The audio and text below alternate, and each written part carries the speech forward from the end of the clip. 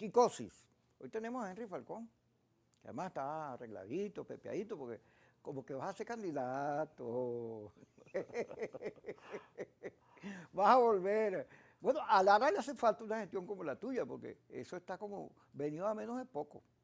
No, está muy deteriorado y yo creo que hay una expectativa creciente en un cambio real que muestre soluciones donde lo que hay es desatención.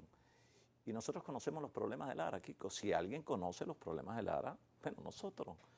17 años y lo hicimos bien. Y en el nombre de Dios lo vamos a hacer mejor. Ahora, ello demanda, por supuesto, un gran encuentro de todos los factores, y no solamente políticos, de la propia sociedad larense, que entienda que nosotros necesitamos en Lara unos niveles de gobernabilidad superiores a los que tenemos actualmente. Ahorita no hay gobierno en Lara, hablo de gobierno regional, hay dificultades terribles, que son las que vive el país, pero mucho más agudizadas en Lara. El problema de la electricidad, bueno, el problema del agua es terrible. El Hospital Central Antonio María Pineda, que fue siempre un centro referencial de prestación de salud pública en toda la región de Centro Occidente, hoy está prácticamente en condiciones de inoperatividad. Pero así como la salud, el agua, el gas, etcétera, la vialidad, el destrozo. Tú anteriormente ibas a Barquisimeto, a Lara, bueno, y uno se venía, digo la gente, y lo comentaban, porque todo estaba limpiecito, la gramita, el rayado, la vía, la señalización, etcétera.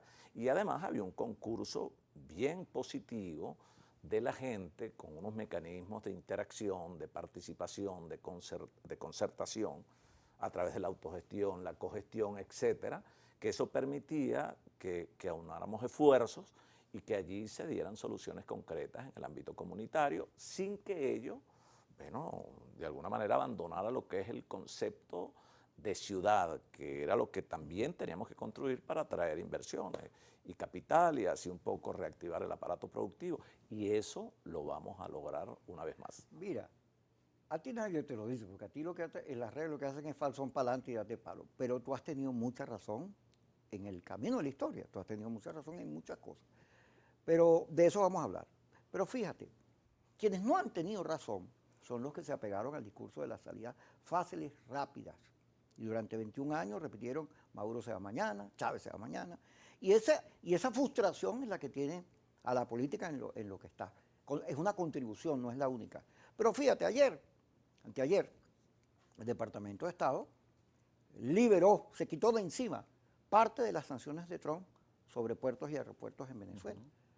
Claro, no puedes traer elementos para producir gasolina, filtrar gasolina, etcétera, ni vender, ni sacar petróleo. Pero todo lo demás, porque Biden está hablando de ayuda humanitaria, de contribuir a combatir el COVID-19 y ya frente al diésel también tomó medidas parecidas. Las compañías que estaban suministrando diésel, que es para transporte, maquinaria, las plantas de las casas, bueno, eso Trump lo había parado. Bueno, Biden dijo que no. La política de Biden ya se nota que viene muy distinta a la de Trump, que fue un error. Todo eso fue un error. Eso se hizo para ganar la Florida y Guaidó respaldó eso junto a Leopoldo, el G4, y a la hora de la verdad cometieron un error grave que fue no defender su trinchera, la Asamblea Nacional, que era de donde habían hecho todo, la dejaron pasar, lo hubieran podido ganar, los números están allí, y entonces ahora hasta la Unión Europea le dice ya, es que ya tú no eres ni diputado. Entonces, lo hicieron para favorecer a Trump, pero Trump resultó un loco de manicomio, un loco de carretera, y sus políticas lo que hicieron fue devolver a la humanidad a la época de la Guerra Fría y el anticomunismo y esas cosas locas.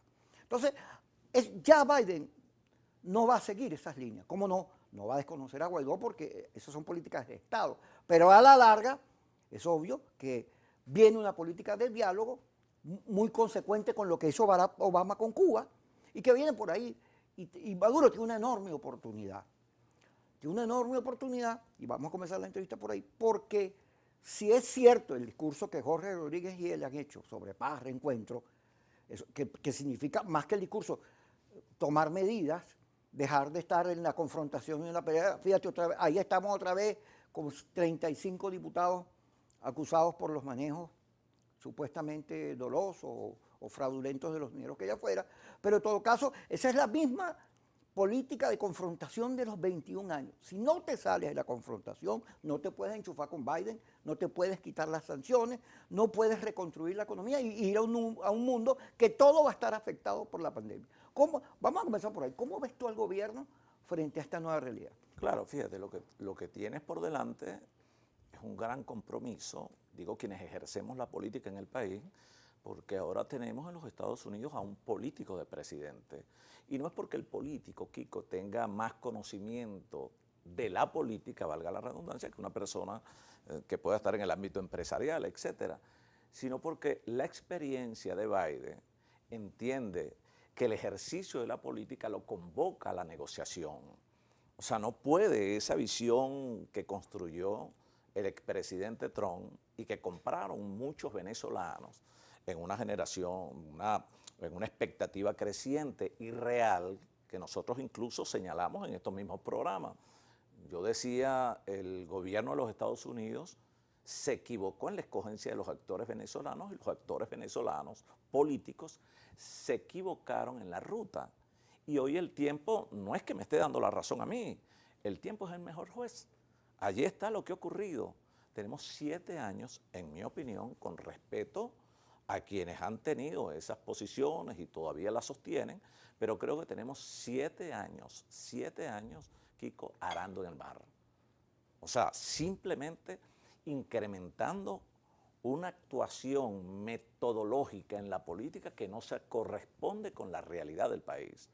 Hoy el país lo que exige es soluciones a sus problemas.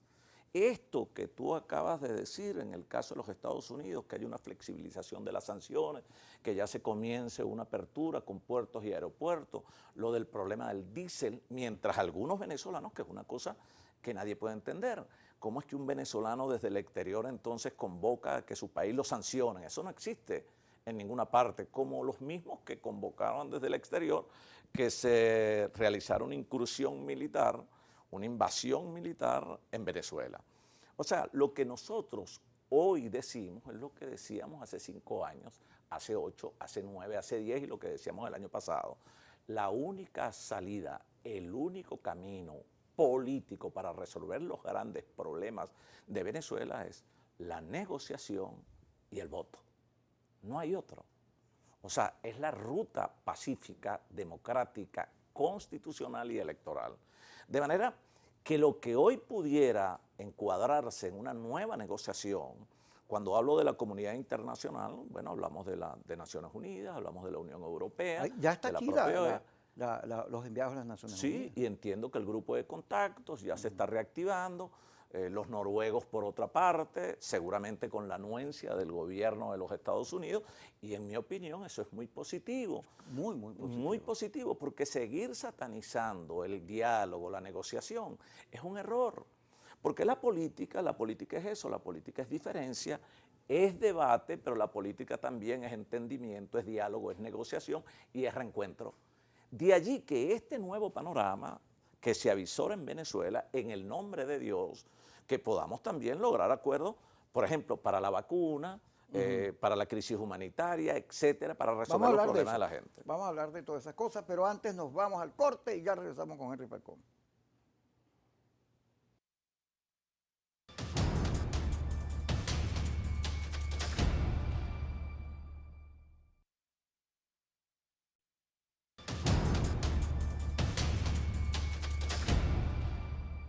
Seguimos con Henry Falcón. Fíjate, Henry, no es que Biden sea un alma de Dios. Las compañías petroleras norteamericanas viven quejándose por la política de Trump, que entre otras cosas no solo le quitó el petróleo que ellos negociaban con Venezuela, que estaba cerquita, que no costaba nada, sino que además permitió que chinos y rusos se metieran en el continente y se apoderaran o tuvieran acceso al petróleo venezolano en ganga. Tampoco es que en el fondo no hay trucos y otras razones. No, allí había en la sociedad americana hubo una respuesta contra Trump, contra la locura de Trump. Porque, ¿cómo constituyeron los demócratas la nueva mayoría? Con latinos, mexicanos, gente musulmana, con todo lo que Trump atacaba. Eso es una mayoría construida de minorías, con los negros, con todo el racismo que él invocó.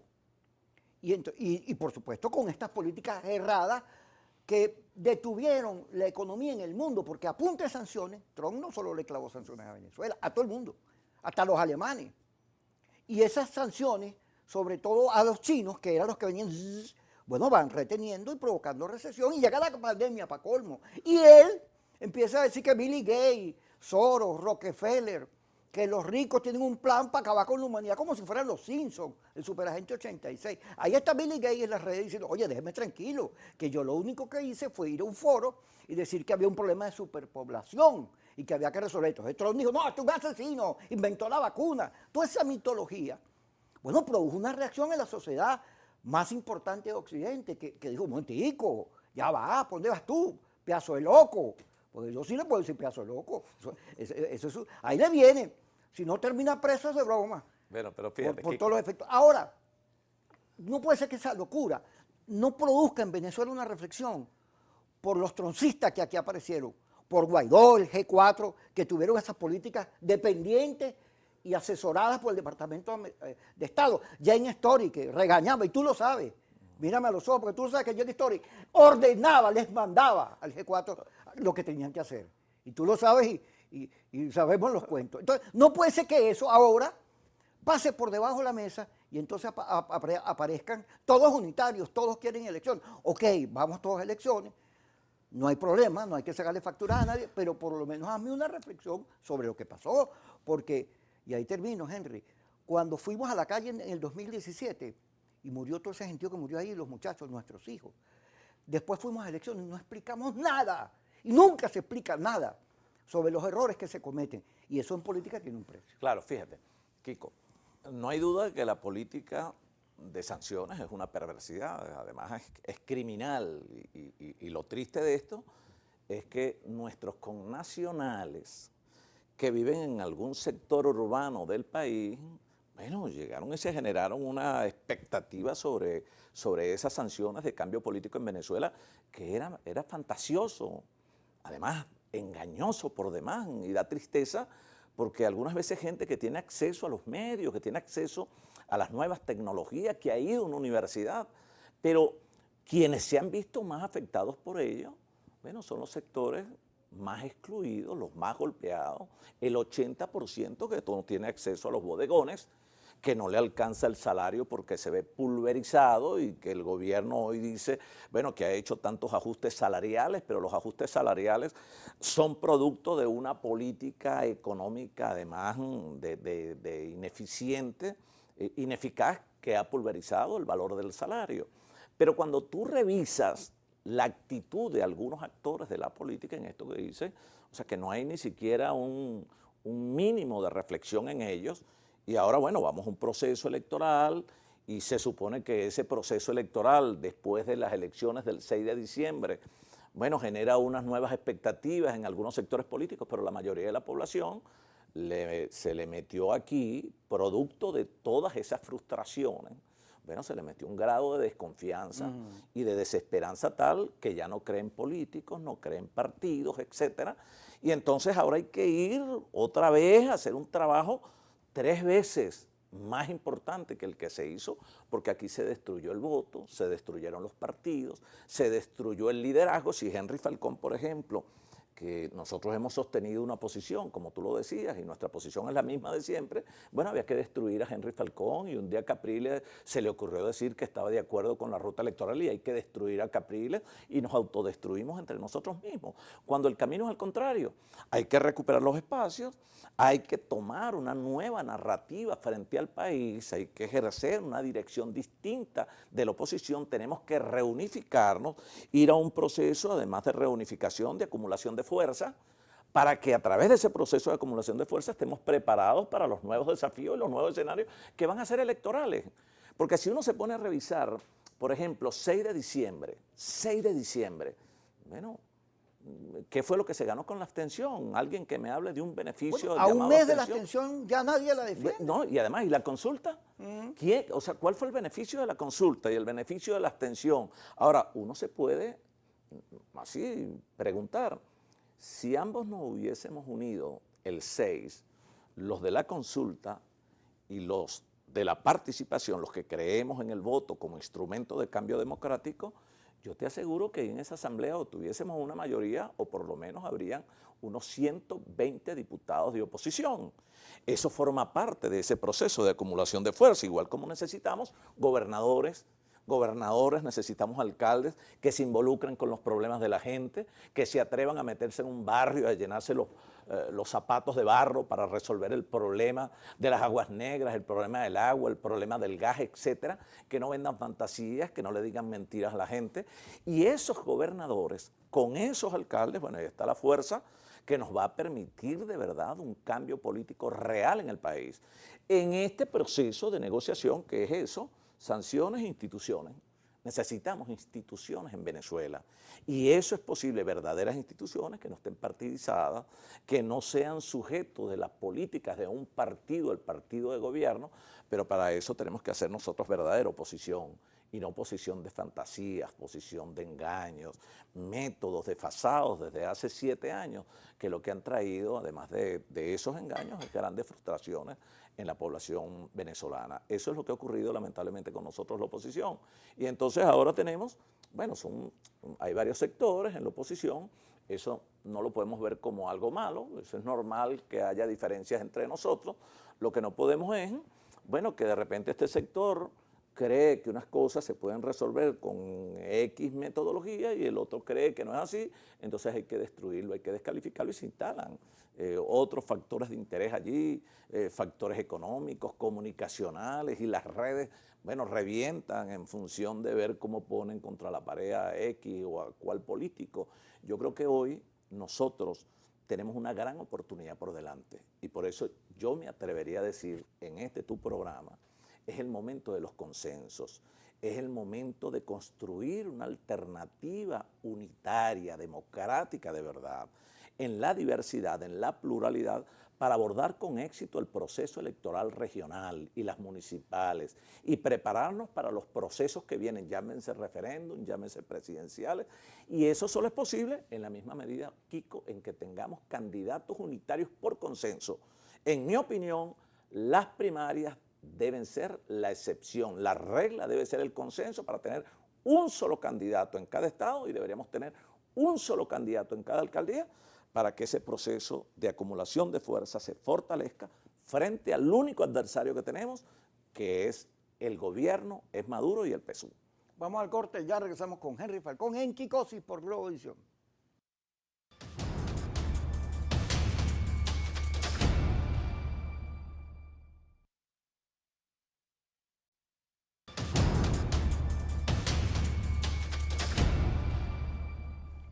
Seguimos con Henry Falcón. Fíjate, en las redes, tú que lo mencionaste, las redes son un fenómeno hermoso de comunicación humana. Hemos abandonado la soledad y en pandemia muy útiles. Pero tienen unos defectos porque son un niño. Esas son unas nuevas comunicaciones, como lo tuvo la radio, la televisión o inclusive la imprenta, porque la gente que hacía los libros escribiendo se quejó. Bueno, nos van a quitar el trabajo. Pero fíjate, el señor Brito, el diputado Brito, hace una lista y sugiere 35 diputados. Él me respondió, porque yo dije, mire, eso es venganza. Me dijo, no, no es venganza, porque hay que ver qué se hicieron esos dineros. Bueno, pero depende. Si la investigación es para ver dónde están los dineros, el otro tiene la posibilidad de decir, mira, aquí está, yo puse esto, entregué, no moví, sí moví, lo que sea. Si la búsqueda de la verdad, pues eso se nota. Ahora, si la venganza es el modus operandi, no vamos a salir nunca de esta crisis, porque hoy son los dineros de afuera, Citgo, monómeros, pero mañana será otra cosa para seguir en la misma. Hay que detener eso. Ahora, fíjate el incidente de las redes. Cuando Brito hace su comunicación, su declaración, aparece en las redes unas campañas diseñadas por la Comisión de Comunicaciones del G4, de Guaidó, diciéndole ladrón, pillo, alacrán. Tú eres un alacrán. Entonces tú te das cuenta que la palabra alacrán fue montada ahí.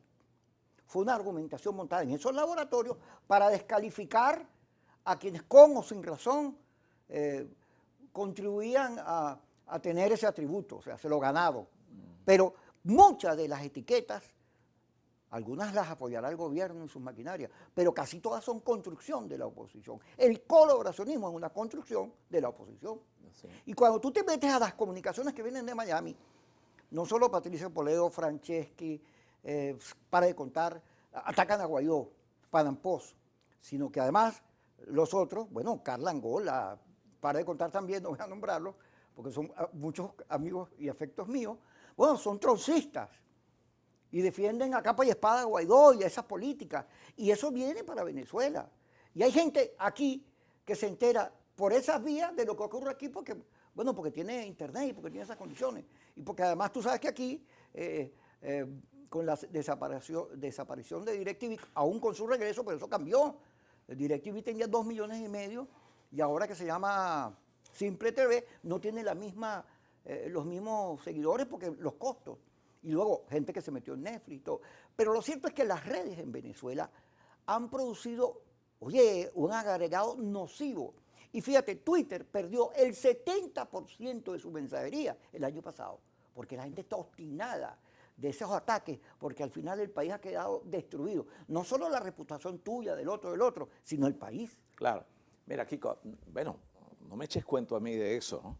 Que yo he sido, de alguna manera, bueno, súper atacado a través de las redes. Yo creo que si ese esfuerzo divisionista que muchos venezolanos agotamos allí en las redes y en los medios para descalificarnos, pero especialmente quienes hoy adversamos al gobierno, lo habilitáramos para reunificarnos, para reencontrarnos en nuestras diferencias, a eso me refiero.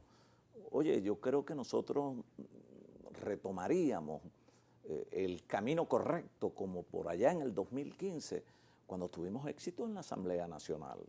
Ahora, ¿dónde han estado los éxitos de la oposición? Allí, en una sola narrativa, una sola estrategia en defensa del voto, una verdadera unidad. ¿Dónde están los éxitos? En la política electoral.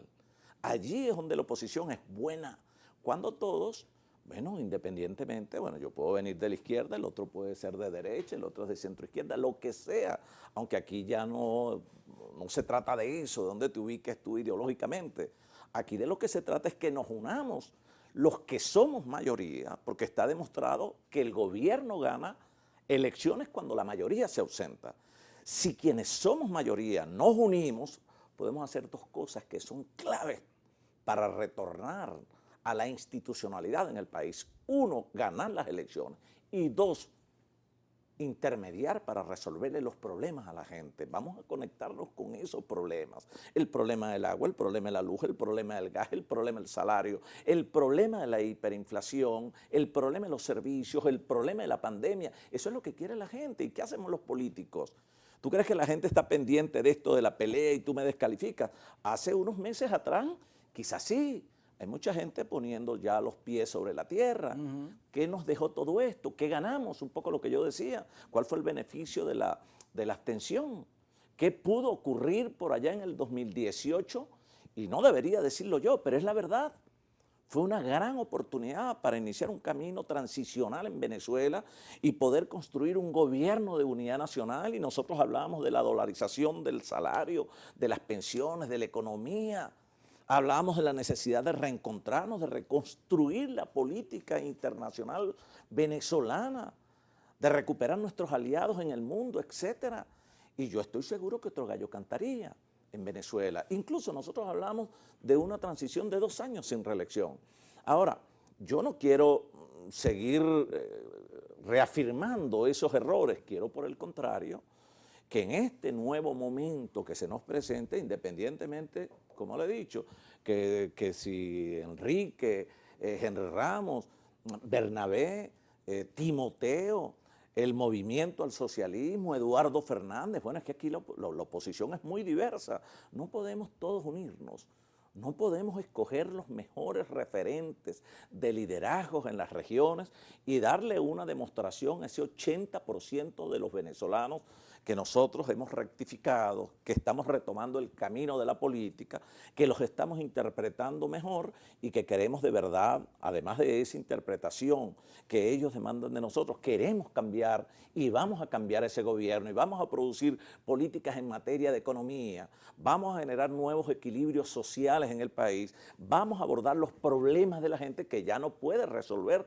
Maduro. Maduro no puede resolver ya los problemas de la gente. Ya su capacidad para resolver esos problemas se fumó.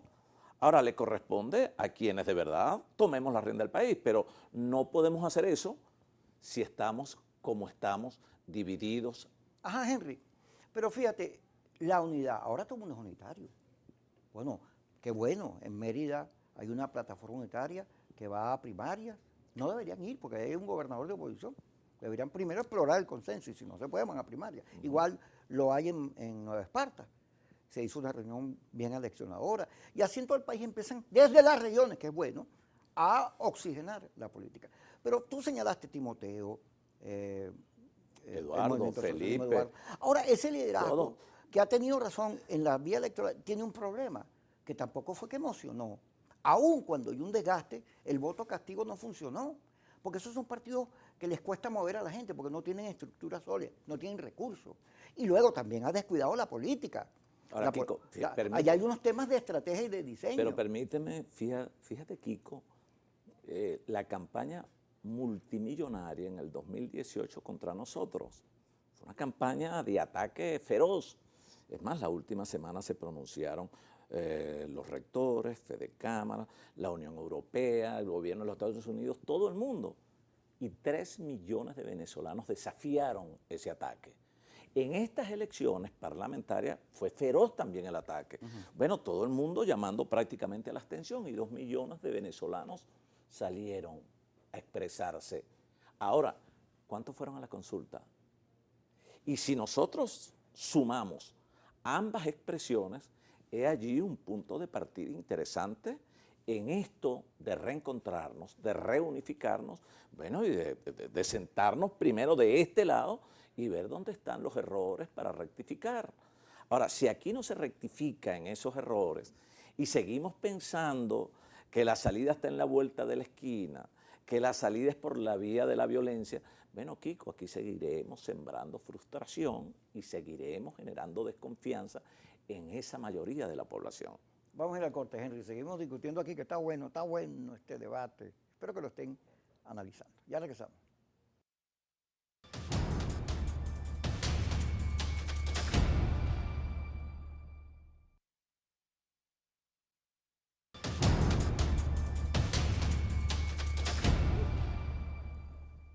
Seguimos hablando con Henry. Fíjate,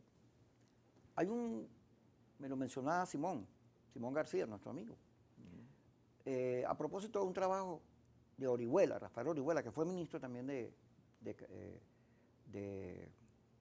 Caldera o de JJ, no recuerdo, fue ministro de Sanidad, pero un hombre muy respetado. Dice que llegó un momento hoy que hay un necesario deslinde. Y ellos ponen como ejemplo la lucha insurreccional. En los años 61 hasta el 65, con Betancourt y con Leoni hubo lucha insurreccional, influjos de la Revolución Cubana. Y entonces ese alzamiento fue derrotado, Carupanazo, Porteña, fue derrotado militarmente. Y sin embargo, hubo factores como Douglas Bravo, que se acaba de morir, que con la FAL siguió, y siguieron. Pero hubo un factor que se devolvió y dijo, vamos a la lucha legal. Bueno, los que se quedaron en armas, traidor, venido, no sé qué cosa. Pero la decisión política al final produjo que todo el mundo siguiera la ruta democrática. Y todo el mundo cogiera por ahí. Pero costó años, porque la derrota es huérfana. Cuesta mucho decir, me equivoqué. Aquí estuvo Gustavo Duque ayer y dijo, nosotros nos equivocamos cuando llamamos a la abstención. Y lo hizo honestamente. Si no hay una comprensión política del momento, porque lo que está pasando en Estados Unidos, allá hay unos diputados del Partido Republicano ya con una propuesta para que se agudicen las sanciones. y que seguramente será aplaudida por el coro de venezolanos que aplauden eso. Entonces, no es que esté el mandado hecho, puede que factores en el gobierno, factores radicalizados, acusen a Maduro, como está pasando el Partido Comunista y la alianza que tienen al lado, acusan a Maduro de vendido, de traidor, de socialdemócrata. Imagínate tú. Puede que los factores radicales del gobierno anulen el discurso de paz, porque al final de cuentas en la oposición nadie lo secunda porque dice que hay desconfianza, pero también ellos generan desconfianza hacia los sectores que en el gobierno tienen estos discursos de paz. Jorge Rodríguez dice que la oposición no cumple ni años, que en todos los acuerdos que se hicieron de paz, ninguno los cumplía. Y cuando tú investigas te das cuenta que algo de eso hay ahí, y tú lo sabes y te estás riendo de eso porque sabemos cómo es la verdad. Aquí hay unos dirigentes acostumbrados a decirle a la gente lo que quiere oír,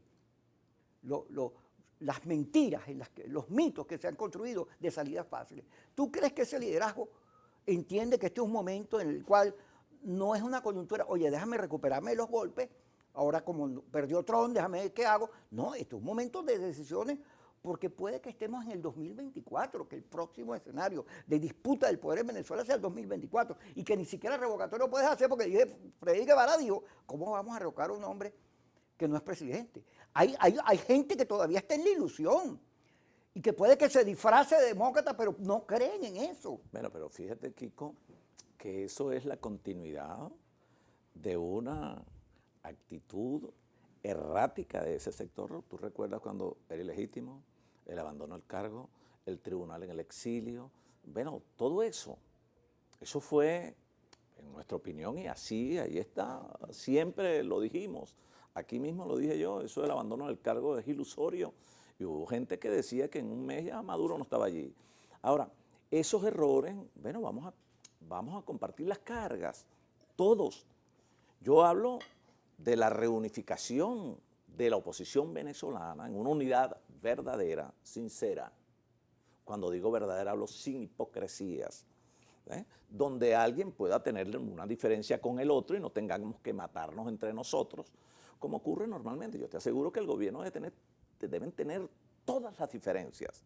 Y ahí hay parcelas y además hay tendencias. Pero fíjate que ellos se autoprotegen y se unen y tienen sus mínimas diferencias por allá, pero tratan incluso de maquillar esas diferencias. Pero hay un liderazgo de Maduro. Bueno, pero es que ¿Aquí quién hay? Aquí hay liderazgo, Kiko, y yo no subestimo aquí a nadie. A nadie. Y cuando hablo de liderazgo, hablo de un liderazgo colectivo.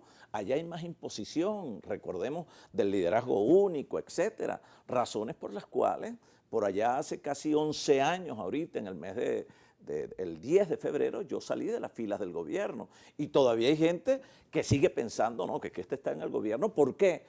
Porque así lo transmiten a través de esos mensajes construidos de laboratorios para descalificarnos entre nosotros mismos, cuando deberíamos, por el contrario, reconocernos en un liderazgo colectivo donde todos somos necesarios, todos sin ninguna excepción.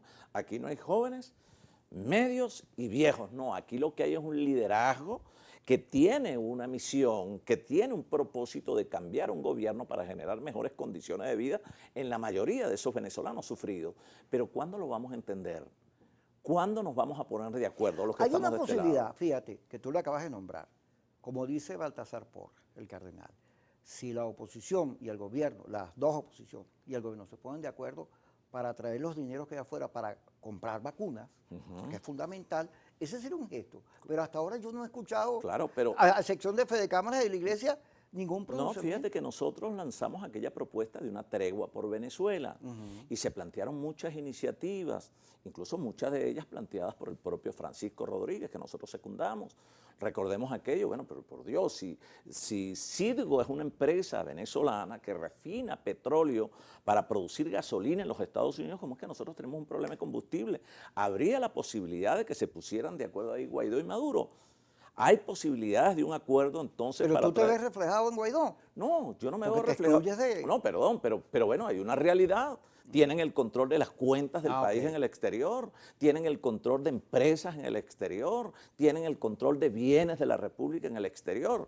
Yo siempre he dicho, siempre lo dije, Guaidó era el presidente de la Asamblea Nacional. O sea, aquella tesis, bueno, yo jamás la respaldé, porque no era cierta. y allí está la Constitución. Ahora, sin embargo, yo creo que en materia de política, de altura, de nivel, frente a una situación de hambre, de miseria, de enfermedad y de muerte de tus hermanos venezolanos, oye, vale, ¿cómo es posible que no haya de algún lado o de ambos por lo menos una posibilidad de que se busque una solución? En el caso, ahorita hay un planteamiento de la vacuna, pero además de la vacuna, bueno, los migrantes, ¿cuántos venezolanos que están en el exterior? Oye, qué horrible lo de Perú y Ecuador, ¿viste? Claro. Maltratando el orgullo nacional, tratándonos como si fuéramos otra cosa, Pero, no Kiko, seres humanos. ¿qué se ha hecho aquí? Muy poco, muy poco. Aquí cuando se habló incluso de aquel bono de los médicos, ¿y por qué? Francisco lo planteó también, ¿por qué no evaluar la posibilidad de un bono también para los venezolanos que están en el exterior? De los propios recursos de nosotros los venezolanos que están fuera y que están retenidos, pero que son de Venezuela, que no son ni de un supuesto gobierno interino, ni son de otro país, son de Venezuela. Ahora, hay posibilidades allí de lograr esos acuerdos. Hay posibilidades de que nosotros aquí, a lo interno, nos pongamos también de acuerdo para construir esa alternativa e ir sumando espacios importantes en una lucha democrática para llegar al poder con una dirección colectiva, etcétera. O sea, no es un caso particular, ni es un planteamiento porque Henry Falcón ya mañana quiere ser presidente, no. Yo voy a ser gobernador de Lara Y y voy a rescatar a Lara, y además de rescatar a Lara, bueno, voy a generar lo que tenga que generar en la región, la influencia que podamos hacer desde Lara, también para rescatar esos espacios, para que eso se asume o se sume a esa fuerza colectiva que de alguna manera represente esa nueva alternativa, donde podamos, además de tener diferencias, bueno, reconocernos y respetarnos fundamentalmente en la búsqueda de ese espacio de poder que tanto anhelan la mayoría de esos venezolanos de bien. Vamos al corte, Henry, ya venimos con la última parte del programa.